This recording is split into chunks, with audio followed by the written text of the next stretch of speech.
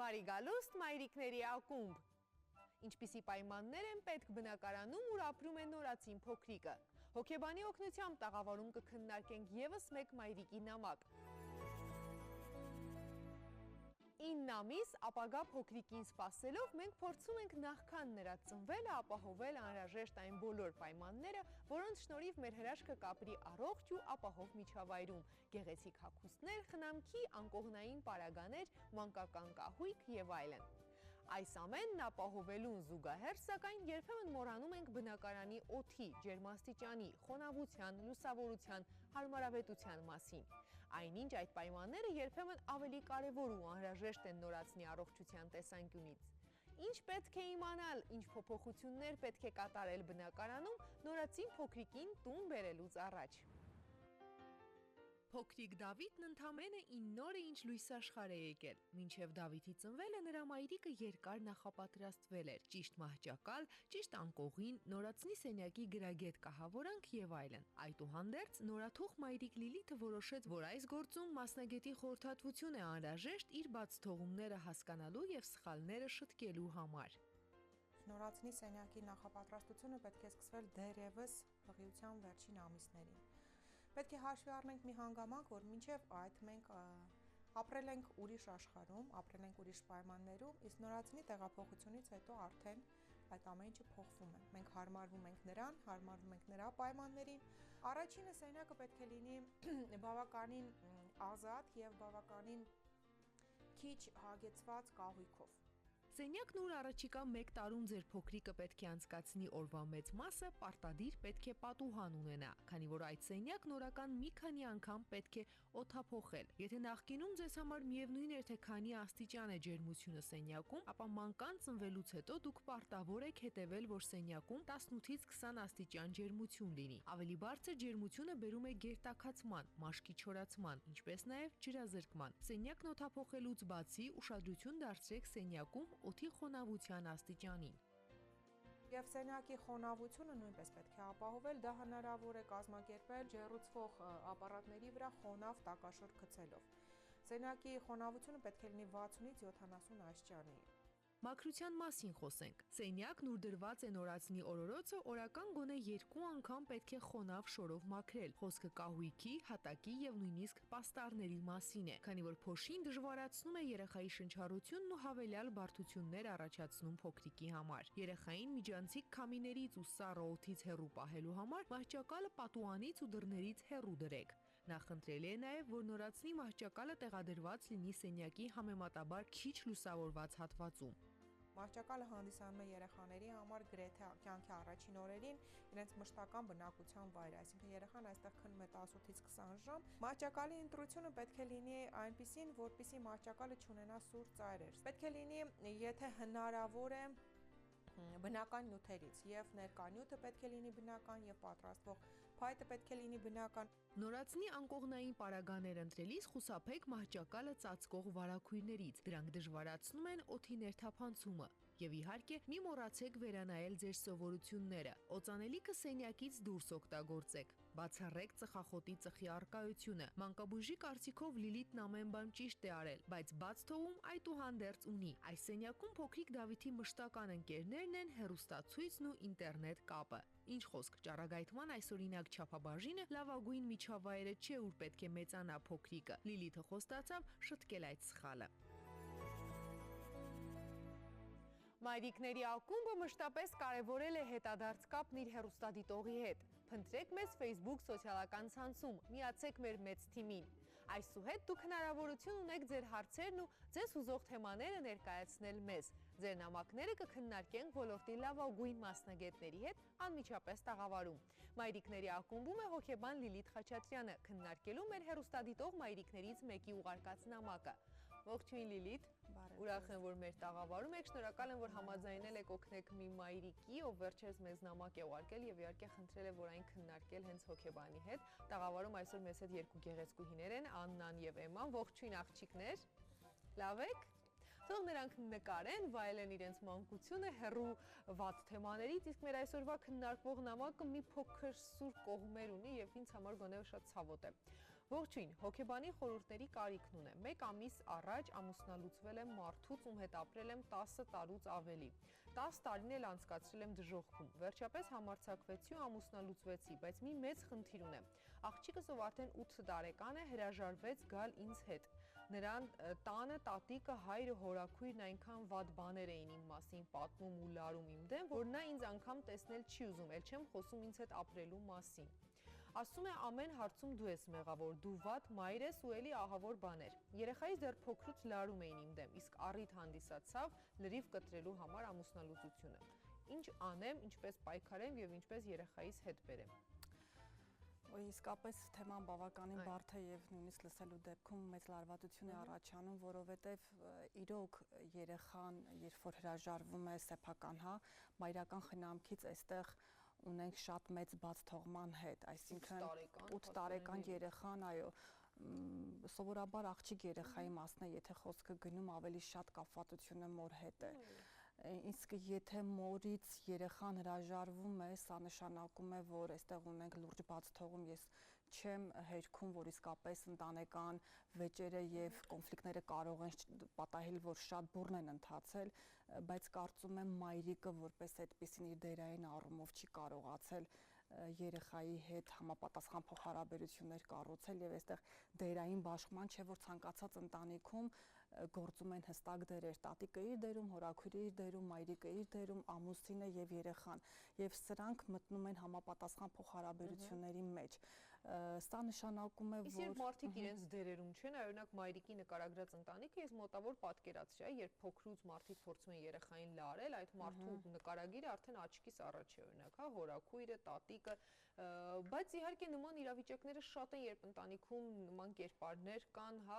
ովքեր բացասական են երեխայի վրա ազդում։ Ուժեղ մայրիկը կարողանա այդ իրավիճակից երեխային ճիշտ դուրս բերել, թե անիմաստ է լինի։ Պատմածից նաև երևում է, որ մայրիկը զոհ կերպարի դերում է եղել։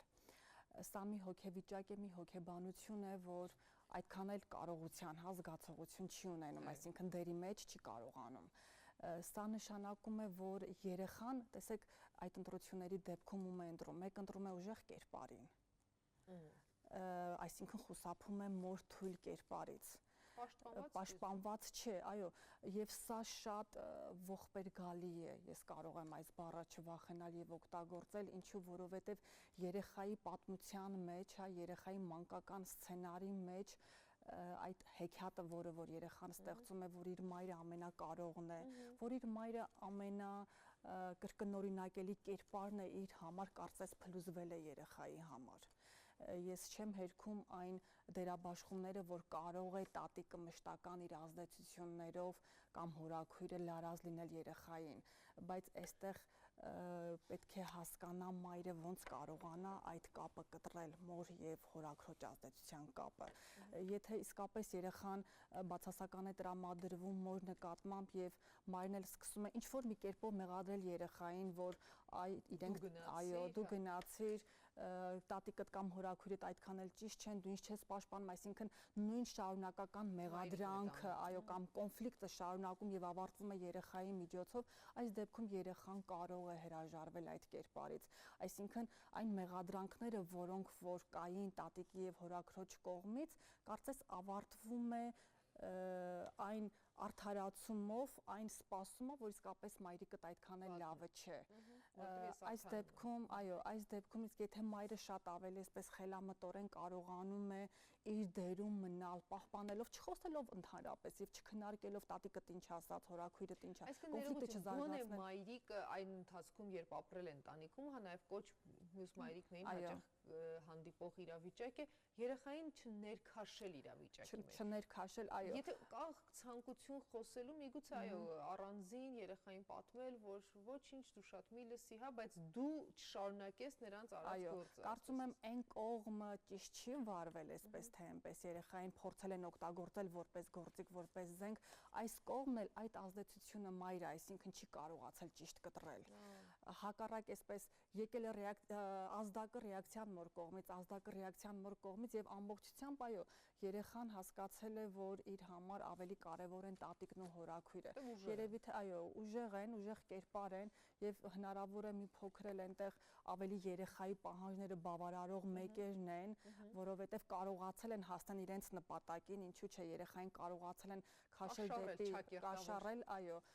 իսկ մայրիկը շարունակել է մեղադրել որ դու տատիկի եւ հորաքրոջ կողմն ես եւ այստեղ մի մեծ բաց է առաջացել երեխան վերջնականապես կտրվել է մայրիկից հասարակ մի քայլով ամուսնալուծվելուց հետո կինը սկսում է աշխատել իրեն սկսած արտաքինից հա փոքր գործողություններից իրեն հետևել ավելի լավ տեսք ունենալ ավելի ուժեղ լինել պայքարել երեխային կարծում եմ այս փոքր գործոնները արդեն բավական է որ կերպարը լրիվ այլ տեսանկյունից եթե երեխան այո ընկալեց մայրը արդեն ուժեղ կերպար է մայրը կայացած կերպար է մայրը կարող է իր սեփական պահանջները լուծել ինքնուրույն եւ ճիշտ հարաբերությունների մեջ մտնի երեխայի հետ այսինքն ինչն է հիմնականում մայրության մեջ ինչ կոմպոնենտներ են առանձնացնում սերը հոգատարությունը խնամքը սիրելով ցույց տալով որ դու մեկն ես այս աշխարհում որ ես առանց պայմանականությունների սիրում եմ այսինքն կապ չունի դու այսօր վատ արար կանես թե լավ մեկ այ ես քեզ սիրում եմ եւ ես քո միակ պաշտպանն եմ խնամքը ինչն է երեխայի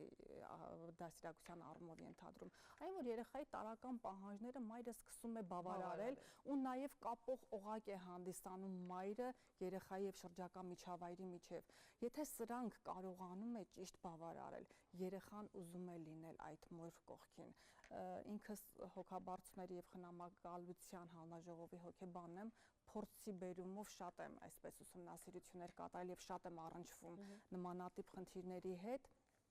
երեխաները որպես այդպիսին առաջնային այո գիտակցական մակարդակում կարող են մերժել կամ հորը կամ մորը բայց իրականում երբ որ երեխաներին խորքային հետազոտություն ես անում տեսնում ես որ երեխայի այն իղձն է, ցանկությունն է, գաղտնի երազանքն է լինել ֆիզիկապես հեռացված ծնողի կողքին նաև։ Շատ քիչ են դեպքերը, երբ որ երեխան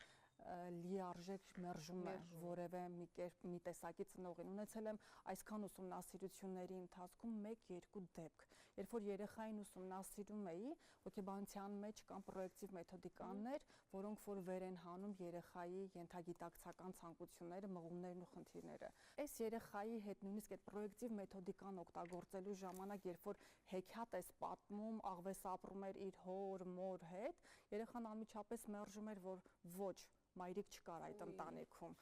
մայրը շատ վատն էր, մայրը հեռացել էր, երեխան ապրում էր միայն հայրիկի հետ, այսինքն սա նշանակում է, որ երեխան այս մակարդակում, նույնիսկ գիտակցական եւ ենթագիտակցական մակարդակում ժխտում էր կերպարը, ինչու, որովհետեւ այնտեղ կային շատ բազմաթիվ կոմպոնենտներ, մայրը, եթե այսպես բացեմ, ավելի շատ սպառնացել էր հոր հետ կապված, որ քեզ կոչնչացնեմ այս աշխարհից եւ այլն, այսինքն շատ բացահայտ նեգատիվիզմ էր հոր կերպարի նկատմամբ, երեխայի մոտ առաջացել էր վախ, որ մի օր չեմ ունենա հայրիկ հենց իմ մայրիկի պատճառով, այո, ու սկսել էր նաեւ մորը որպես վախենալու կերպար ընկալել։ Սա անում են, ցավոք սրտի արվում է ընտանիքներում չգիտակցելով, որ գործ ունեն հասունացող եւ անմեղ երեխաների հետ եւ ամեն մի խոսքը կարող է շատ անդառնալի հետևանք թողնել եւ մեր ամուսնալուծությունների պայմանները ինչպիսին են հա Հայաստանում եթե փորձեմ ներկայացնել որպես կանոն ամուսնալուծություններից հետո հարաբերությունները չի ավարտվում ի տարբերություն այլ երկրների, որտեղ որ ամուսնալուծվում են, բայց այո, վերջանում է, չավարտված հարաբերությունը ինչ է իրենից ենթադրում, այսինքն շարունակում է պահպանվել թշնամությունը, չներելու գործոնը, եթե մարդը որևէ մեկի հետ կոնֆլիկտ է ունենում եւ շարունակում է չներել, եւ թշնամանքի ռեակցիա է ցուցաբերում, սա նշանակում է հարաբերությունը չի ավարտվել։ Եվ հարաբերության համար կարևորագույն միջոց սկսում է դառնալ երեխան։ Երեխային օգտագործում են տարբեր ձևերով միմյանց նկատմամբ ունեցած խնդիրները լուծելու համար։ Կվերցնեմ չեմ տա, այնպես կանեմ ընդհանրապես երեխայի երես չես տեսնի, որպես միջոց, բայց որտեղ որ ցավոք սրտի շատ խորը վնասվում է երեխան։ Այստեղ եւ մայրիկը գործ ունի հոգեբանի եւ իրավական դաշտի հետ։ Ինչու՞ չէ, եթե մայրը կասկածում է, որ տատիկը եւ հորաքույրը դրթում են երեխային, ամեն ինչ անում են, որպեսզի խաթարվի վերջնականապես հարաբերությունները մոր հետ, մայրը կարող է դիմել դատահոգեբանական, հա, որոշակի դիմումի հիման վրա դատահոգեբանական փորձաքննություն անցկացնել երեխայի հետ, հասկանալու համար ինչ է զգում երեխան, ինչ կա երեխայի տակ թաքնված եւ ընդհանրապես ինչ է ուզում այս հարաբերություններից երեխան։ Եվ այս առումով կուզեմ նաեւ մի քանի այսպես հողում խնդրանք նաեւ հակառակ կողմին եւ տատիկին եւ հորաքրոջը եւ ընդհանրապես նման իրավիճակում հայտնված որևէ մի կողմը, որը որ համարում է իրեն շահող եւ հաղթող։ Երեխայի հարցում երբեք մենք հաղթանակ չենք տանում, այսինքն երեխային երբ որ պահում ենք մեր մոտ եւ արգելում այլ ծնողի հետ հանդիպումից, սա հաղթանակ չէ, սա զգացողություն է, որը որ մեր իսկ անձի պարտությունը մի քանի տարի հետո պարտադիր։ Այս երեխաները որպես կանոն չեն կարող ունենալ համարժեք հոգեվիճակ, առողջ հոգեբանություն սրանք չեն կարողանում ունենալ։ Ինչ է նշանակում աղջիկ երեխան մերժի իր իսկ մայրիկին, իր սեփական սեռին, այո, մեկին, ով որ ծնել է իրեն, մեկին, ով որ պետք է պաշտպանի այս աշխարհում, մեկին, ով որ սեր ու գուրգուրանք պետք է տա։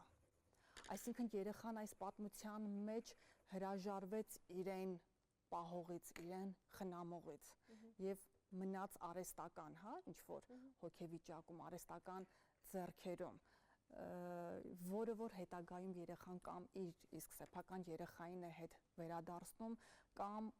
նևրոտիզացված անձինք են լինում, ամբողջ կյանք այս անձը այդպես էլ չի կարողանում որպես կանոն իր տեղը գտնել։ Այն երեխաները, ովքեր ժամանակի ընթացքում զրկված են լինում իրենց մայրերից եւ մայրերը չեն պայքարում իրենց երեխաների համար, որպես կանոն այս երեխաները շատ դժվարությամբ էլ գնում են իրենց մայրիկների մոտ հետագայում, չեն ներում։ Ներման ֆակտորը շատ ցածր պայքարի փուլը բաց թողել պետք չէ, միանշանակ պետք չէ։ Այս մայրիկը պետք է տարբեր միջոցառումների միջոցով, տարբեր գործընթացների միջոցով կարողանա հասնել իր ցանկալի ուզած արդյունքին։ Այստեղ կարելի է նույնիսկ այն ամենատարական բանից սկսել։ Հարաբերությունները քիչ թե շատ գոնե ինչու՞ չէ, վերանայել եւ սկսել հենց այդ տատիկից եւ հորաքրոջից։ Ինչ եղել է, թողնել անցյալ փուլում եւ նոր ձևով կարողան, որտեվ երեխան այսպես թե այնպես երեխա է գտնվում է մեծահասակների խնամքի տակ, որտեղ ինքը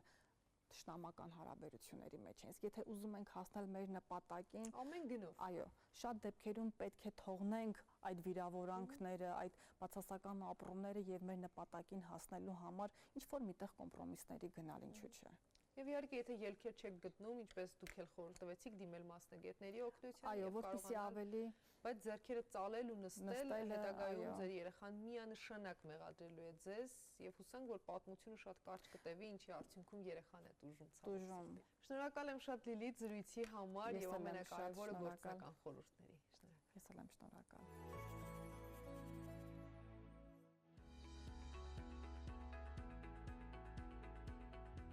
Որն է քո աջ ձեռքը հարցին 3-ամյա Մայան ճիշտ պատասխան է տալիս։ Նա գիտի, աջ կողմում է այն ձեռքը, որով նա հաց է ուտում կամ նկարում է, բայց երբ մայրիկը խնդրում է ցույց տալ արջուկի աջ թաթը կամ գնալ դեպի ձախ, փոքրիկը սկսում է տարակուսել։ Տարածության եւ ժամանակի մեջ կողմնորոշվելը փոքրիկների համար կյանքի առաջին տարիներին մեծ դժվարություն է ներկայացնում։ Վերևն ու ներքևը նրանք համեմատաբար ավելի հեշտ են տարբերում, բայց աջի ու ձախի հարցում գործը մի քիչ բարդանում է։ Հիմնականում 3 տարեկանից է սկսվում, պատճառը նրանում է, որ 3 տարեկանում ձևավորվում է երեխայի եսը ու երեխան սկսում է ավելի ինքնուրույն վարք դրսևորել, բնականաբար նրան անհրաժեշտ է տարածության մեջ կողմնորոշվել։ Ու դրա համար աջ ու ձախը հիմնականում տարածության մեջ կողմնորոշվելու, հա, վերև, ներքև եւ այլն այդ հիմնական խնդիրն է լուծում։ Աջ եւ ձախ կողմերի տարբերակման ամենակարճ ճանապարհը խաղ վարժություններն են։ Այսօր Մայայի եւ նրա մայրիկի Անիի օգնությամբ կփորձենք ներկայացնել ամենաարդյունավետները։ Ամենասկզբից փոքրիկին սովորեցնում եք տարանջատել աջ ու ձախ ձեռքերը։ Դա կարելի է անել ասոցացման միջոցով։ Օրինակ ասում ես ինչով ես բռնում գրիչը աջ ձեռքով ու այդպես զուգորդություն է տարվում գրիչը բռնելու կամ գդալը բռնելու, հա։ Հիմնականում երեխային սովորեցնում ենք առարկայի հետ զուգորդելով։ Խաղվարժություն առաջին։ Նկարելը երեխայի ամենասիրելի զբաղմունքներից է։ Այս գործընթացն օրվա ընթացքում նրան թերևս ամենաերկարն է զբաղեցնում։ Ուստի առիթը բաց մի թողեք։ Ամեն անգամ հարցրեք. դու որ ձեռքով ես նկարում։ Այդպիսով երեխան կամրապնդի, որն է իր աջ ձեռքը, իսկ ձախն էլ այն է, որը աջը չէ։ Նույն վարժությունը կարելի է կատարել նաև ուտելու ընթացքում։ Կարող եք հարցնել, որ ձեռքով ես գտալը բռնում։ Իդեպ, եթե փոքրիկն ուտել այնքան էլ չի սիրում, ապա այս վարժությունը կարող է օգնել։ Այն զբաղեցնում է երեխային, այնպես որ ուտելու ընթացքում մուլտֆիլմ դիտելու կամ զինվորիկների խաղը խաղալու փոխարեն կարող եք ավելի պիտանի գործով զբաղվել։ Երկրորդ փուլում երեխային սովորեցնում ենք մարմնի մասերը սովորել։ Այսինքն, եթե աջ ձեռքը սա է, ասում ենք բռնիչ աջ ականջը, աջ աչքը եւ այլն, այդպես սովորում են։ Ժապավեններով խաղ։ Երեխայի երկու ձեռքերին կապում ենք տարբեր գույն ունեցող ժապավեններ։ Կապելու ընթացքում նրան հիշեցնում ենք, որ գույնը որ կողմում է։ Միասին իմի եք բերում կողմերը եւ սկսում խաղալ։ Մայրիկը հրահանգում է գնալ աջ կամ ձախ։ Փոքրիկն էլ որոշում է դեպի որ գույնի կողմը գնալ։ Վարժությունը կարող եք կատարել ձեռքի բռնած կամ առանձին։ Տիկնիկին նստացնում են նրան մեջքով, հա, նա տեսնում է իր աջ ձեռքը ու տիկնիկի աջ ձեռքը։ Կարելի է ժապավեն կապել, հա, համ երեխայի ձեռքին, համ տիկնիկի ձեռքին, հետո տիկնիկին շրջել, բնականաբար աջ ձեռքը հայտնվում է այս կողմում ու բացատրել երեխային, որ դա ուղղակի տարածության մեջ առարկայի դիրքի փոփոխությունն է։ Աջ եւ ձախ կողմերի մասին խոսելու եւ գիտելիքներն ամրապնդելու առիթը բաց մի թողեք նաեւ հագնվելու ընթացքում։ Հարցրեք փոքրիկին, որ ոտքի կոշիկն է հագնում։ Նույն վարժությունը կարելի է կատարել նաեւ տիկնիկներին հագցնելիս։ Երեխայի հետ կանգնեք հայլու դիմաց այնպես, որ ձեր աջ եւ ձախ կողմերը համընկնեն։ Երեխան մայրիկի հետևից պետք է կրկնի բոլոր գործողությունները։ Մայրիկը բարձրացնում է աջ ձեռքը, երեխան բարձրացնում է իրենը։ Աստիճանաբար բարդացրեք վարժությունը։ Ասենք օրինակ հիմա աջ ձեռքով փակում ենք ձախ աչքը։ Փոքրիկը մայրիկին զուգահեռ սիրով կկատարի բոլոր գործողությունները։ Այս վարժությունն ամենաարդյունավետներից է։ Այն զարգացնում է երեխայի տեսողական հիշողությունը, ինչը նրան թույլ է տալիս աջ եւ ձախ կողմերն ավելի լավ տարանջատել։ Դժվարությունները հիմնականում ուսուցման մեթոդիկայի հետ են, հա։ Ծնողները պետք է անընդհատ փորձեն խաղի միջոցով անընդհատ շեշտել աջ ու ձախը, որպեսզի նրանց մոտ այդ յուրացումն ու սերտումը ավելի դյուրին լինի։ Այս վարժությունները խորհուրդ է տրվում կատարել 1 շաբաթ շարունակ, օրական մի քանի անգամ։ Երեխային միանգամից մի քանի վարժությամբ ծանրաբեռնել հարկավոր չէ։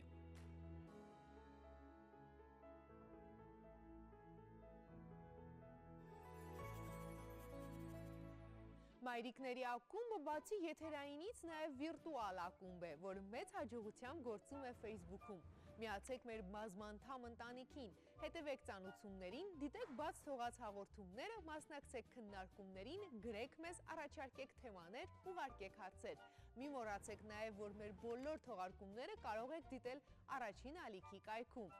Մեր մեծ ու համերաշխ թիմին միավորում է համոզմունքը, որ մայր լինելը ոչ թե հոգս է, այլ երջանկություն։